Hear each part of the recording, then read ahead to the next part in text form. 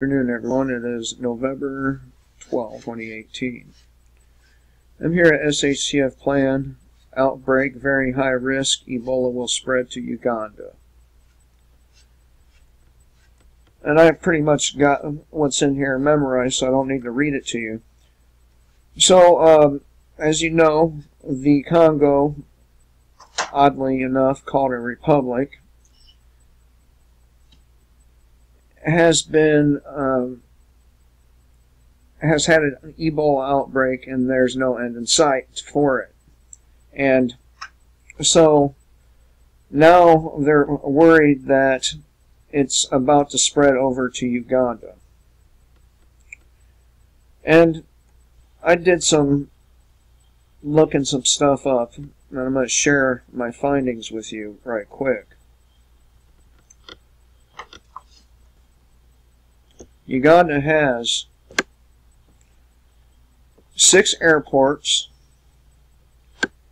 but the thing is, the likely be an African, because most Africans cannot afford an international flight to a first world country. So then we're left with the medical staff, that kind of thing.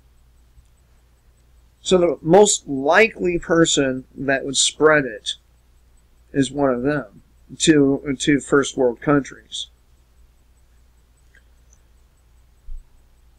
And if it were to make it into Uganda, it's not a really big place, and that could work either against the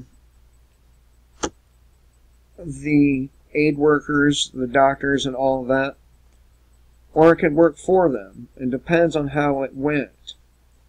Now, they have a pretty dense population in Uganda, and it's like 420 per square mile.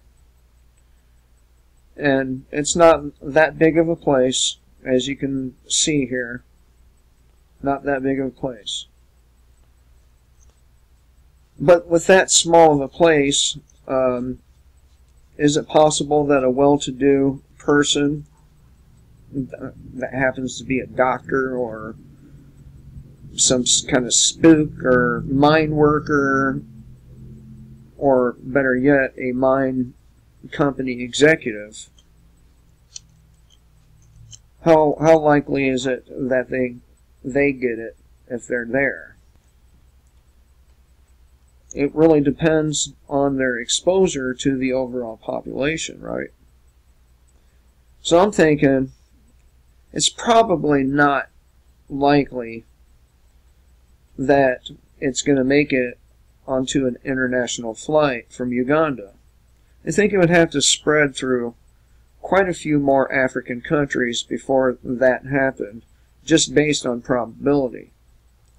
I know the media and others like to scare you with this shit, and I admit, the idea of getting Ebola is not all that thrilling. So, but they're trying to scare you with something that is very low in probability. Very low. And they would have to make it, to one of the major cities there, where there's lots of people coming, lots of people going.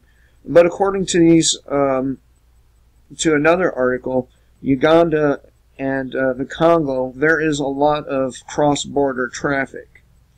It swells up to 20,000 people a couple days a week. So,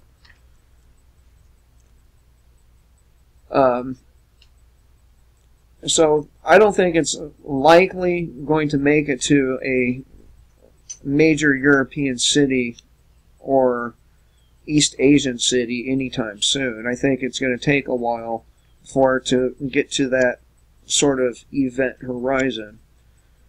But they go through quite a bit to make sure, the aid workers, to make sure they don't catch it.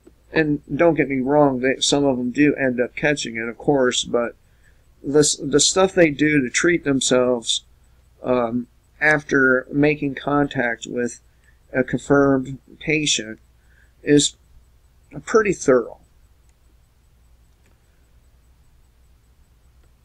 But one thing I'd like to point out is if it keeps breaking borders, there will be a lack of care workers. There's not enough people to keep spreading from African country to African country.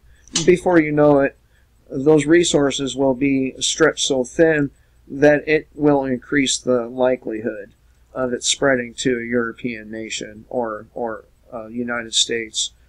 First world nation, we'll call it that. Not a shithole, although it arguably our country is becoming one very quickly. And probably that's the point. So they use a bunch of different shit to treat Ebola. They treat the dehydration, secondary infections, pain, weakness, among other things caused by Ebola. They use intravenous fluids, antibiotics, vitamins, pain medication, paracetamol to reduce fever, and anti-nausea drugs.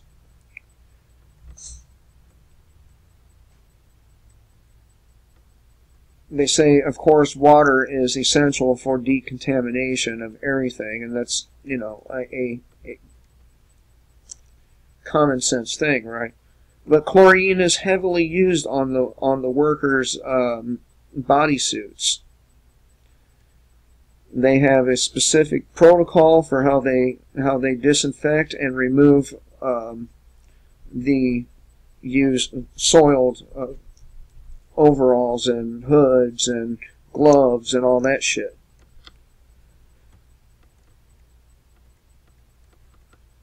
So they do quite a bit to make sure that that their aid workers don't get contaminated, but they do. As you recall, back during the last one there in, I believe it was Madagascar, you know, aid workers ended up getting infected.